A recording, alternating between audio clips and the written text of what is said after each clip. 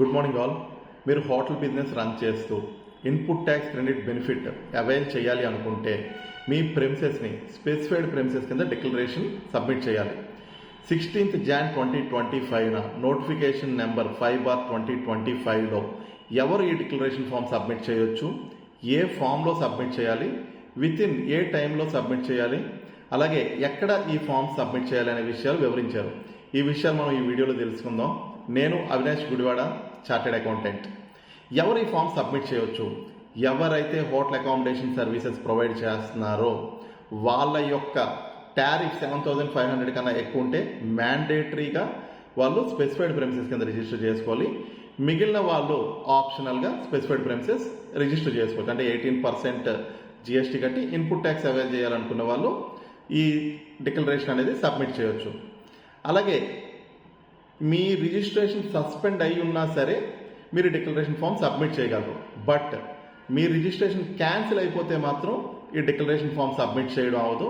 అలాగే ఎవరైతే composition tax payer కింద ఉన్నారో లేదా SEZ యూనిట్స్ ఉన్నాయో వాళ్ళు ఈ డిక్లరేషన్ ఫామ్ అనేది సబ్మిట్ చేయలేరు. ఈ డిక్లరేషన్ ఏ ఫామ్లో సబ్మిట్ చేయాలి? ఎనెక్షూర్ 7 అండ్ ఎనెక్షూర్ 8 రెండు ఎనెక్షూర్స్ రిలీజ్ చేశారండి. మీరు ఆల్రెడీ రిజిస్టర్డ్ ట్యాక్స్ పేయర్ అయి ఉంటే మీరు ఎనెక్షూర్ 7లో మీ డిక్లరేషన్ అనేది స్పెసిఫైడ్ ప్రెమిసెస్ కింద సబ్మిట్ చేయాల్సి ఉంటుంది. అదే మీరు కానీ కొత్తగా రిజిస్ట్రేషన్ తీసుకుంటే ఎనెక్షూర్ 8లో మీరు ఈ డిక్లరేషన్ అనేది సబ్మిట్ చేయాలి. ఓకే, ఎనెక్షూర్ 7 అనేది ఏ టైం లిమిట్లో సబ్మిట్ చేయాలి, ఎనెక్షూర్ 8 అనేది ఎప్పుడులోపు మనం సబ్మిట్ చేయాలి డిక్లరేషన్? మీరు ఆల్రెడీ రిజిస్టర్డ్ ట్యాక్స్ పేయర్ అయితే ఎవ్రీ ఇయర్ 1st January నుంచి 31st March లోపు ఈ డిక్లరేషన్ ఫామ్ అనేది సబ్మిట్ చేయాలి. సో ఫర్ ఫైనాన్షియల్ ఇయర్ 26-27 మనం 31st March 2026 లోపు స్పెసిఫైడ్ ప్రెమిసెస్ కింద డిక్లరేషన్ ఫామ్ అనేది సబ్మిట్ చేసుకోవాలి. అదే కొత్తగా రిజిస్ట్రేషన్ చేసుకుంటే మీ ARN జనరేట్ అయిన 15 days లోపు మీరు ఈ డిక్లరేషన్ అనేది సబ్మిట్ చేయాలి.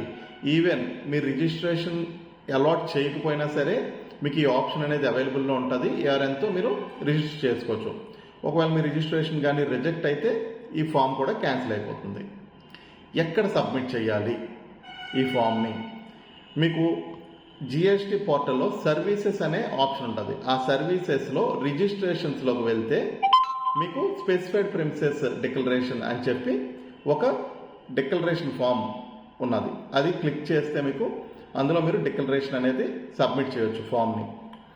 అండ్ ఒకవేళ నేను ఎప్పుడైనా ఆప్ట్ అవుట్ అవ్వాలి అనుకున్నాను, అప్పుడు ఎనెక్షూర్ 9 మనం సబ్మిట్ చేస్తే స్పెసిఫైడ్ ప్రెమిసెస్ నుంచి ఆప్ట్ అవుట్ అవ్వచ్చు. విత్ ఇన్ టైంలో మీ specified premises declaration form submit చేసి ITC బెనిఫిట్స్ అవైల్ చేసుకోవచ్చు. Thank you all.